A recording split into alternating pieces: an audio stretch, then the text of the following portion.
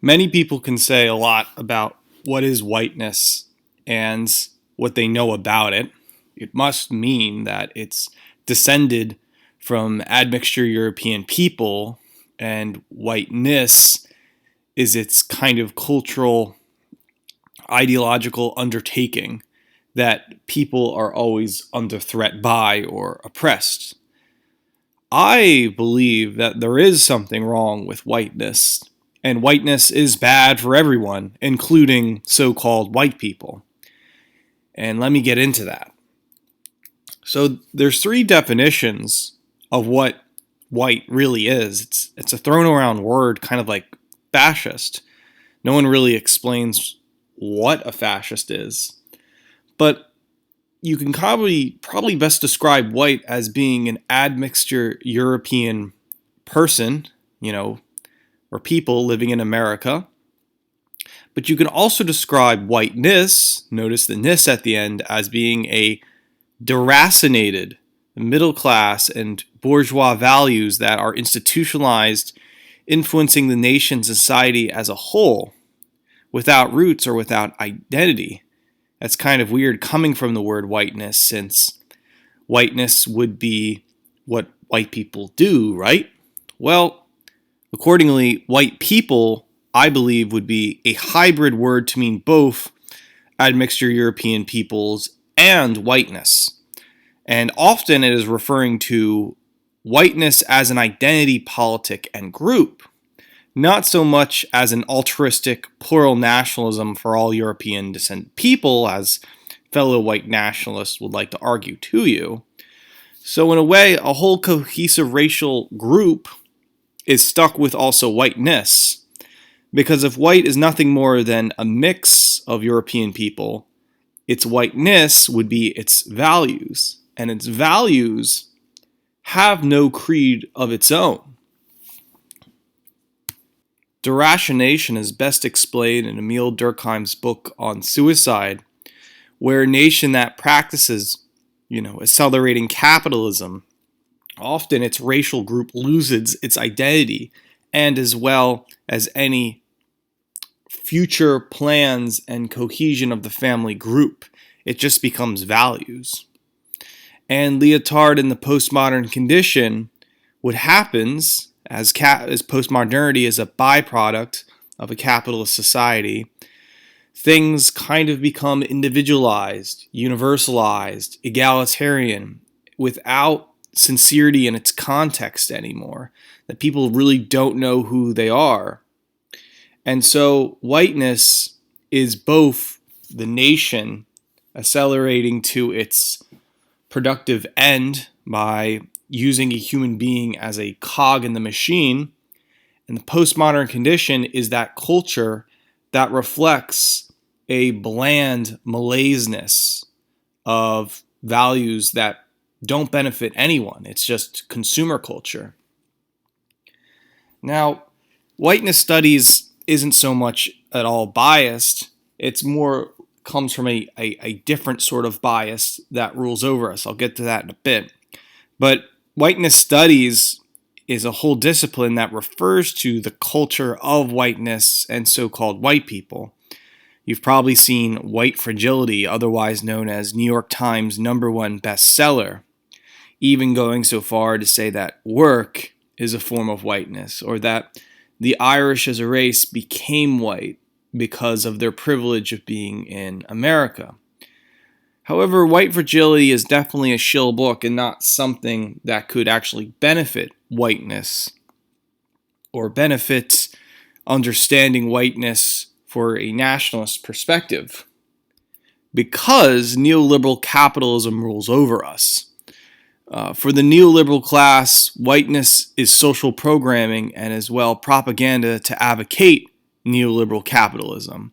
They're only saying whiteness is to basically destroy old 1950s America, and that ultimately capitalism sees the previous nuclear family and suburbs, or the protection of owning a house and suburban nationalism, as useless now. It doesn't make any profit. It's completely an old zeitgeist that is dead now. According to communist Caleb Maupin and other sources as well, Neoliberal capitalism uses postmodernity to proselytize Marxists and nationalists in order to advocate Americanism or neoliberal capitalism. This is why often you see rainbow flags. Rainbow flags are not so much as a symbol of homosexuality, they are a symbol of neoliberal capitalism and destroying any sincerity of being a Marxist or nationalist, left or right. So, why would neoliberal capitalists be so concerned with whiteness then? Well, neoliberal capitalists are cosmopolitan, Platonic, and intellectual.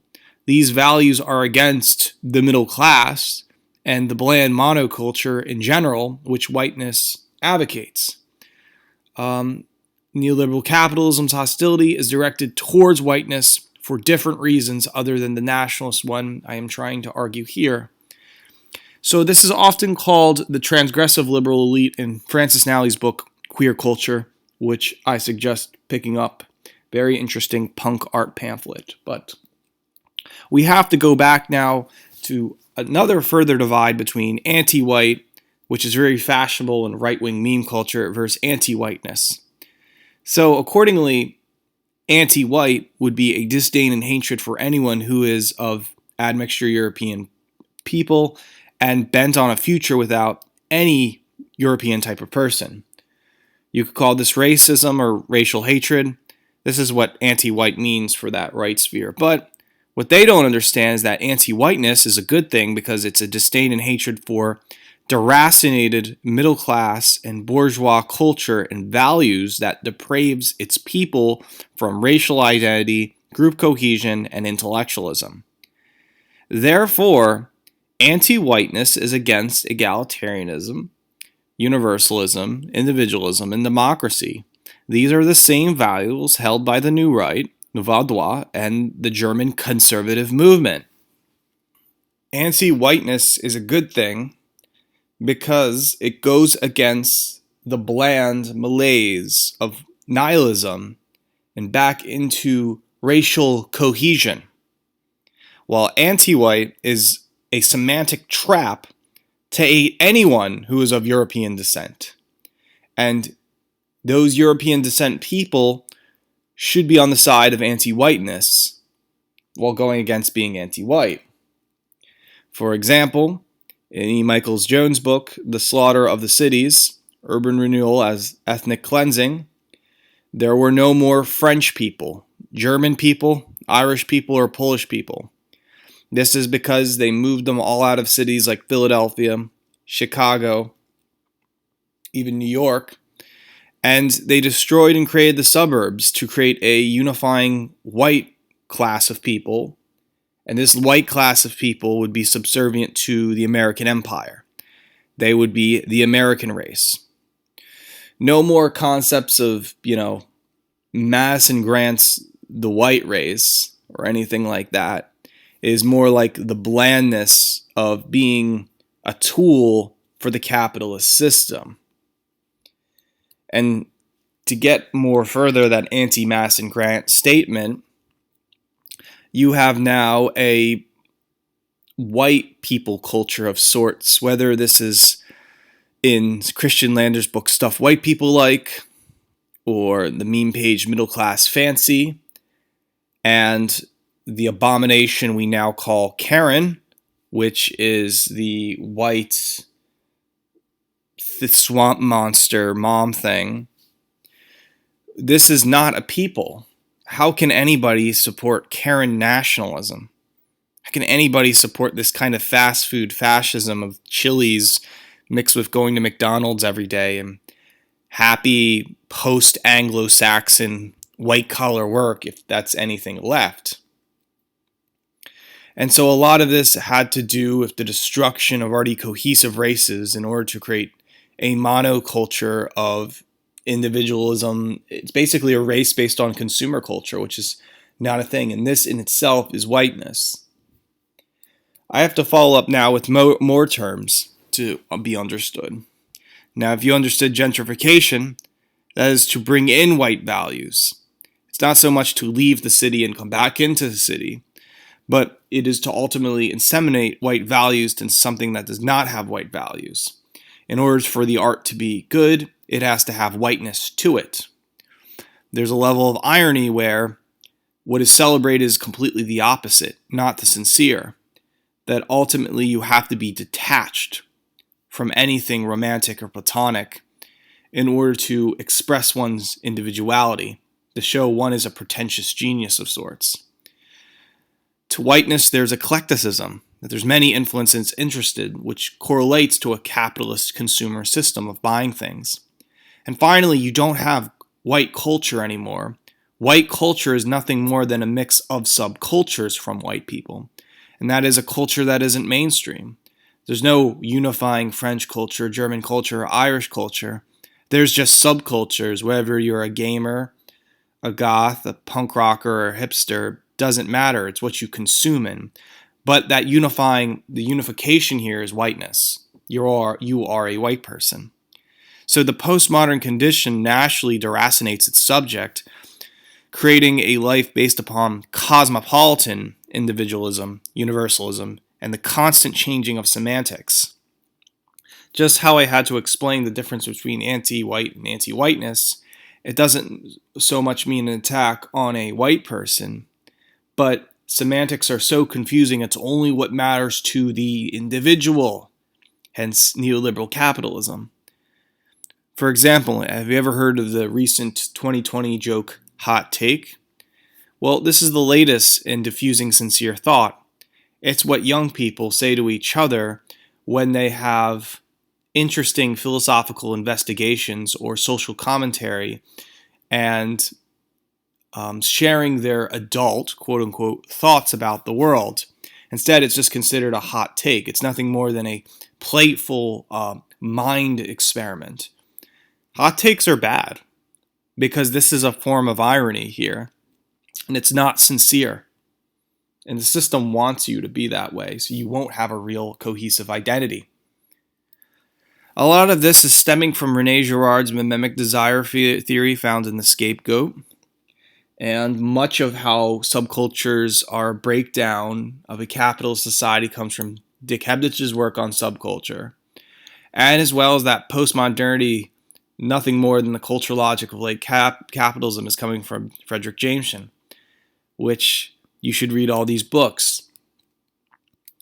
And now that we have whiter shades of pale, back in the 1950s when the country was a 95% white, place, whiteness continues in subcultures and in socio-class economics and in the confusion of consuming as a reflection of capitalism. We have feminists, quote unquote, and Karens, and white women that hate white men, and trailer trash that lives in West Virginia that works at 7-Eleven, always in debt. We have entitled, well-to-do weakling soy boys who play video games and eat estrogen burgers at Burger King. You have so-called goths and punks that are looking sincerity in the romanticism of being young and wild and free and being on a fake pseudo-criminal adventure. You have those people who still remember the good days of 1950s white America, and then you have sincere white nationalists who want the values of whiteness and the ideological civic nationalism to be the identity politic of the country, the Trump voters. And most of white people today are nothing more than fashionable Instagram model-looking hipsters. That ultimately this is nothing more than a almost century-old continuation of something that happened in the 1950s, a reflection of the capitalist state. That ultimately the nuclear family was a mistake and David Brooks was right. And that can we ever break away from this Ouroboros reality of the dragon eating its tail always?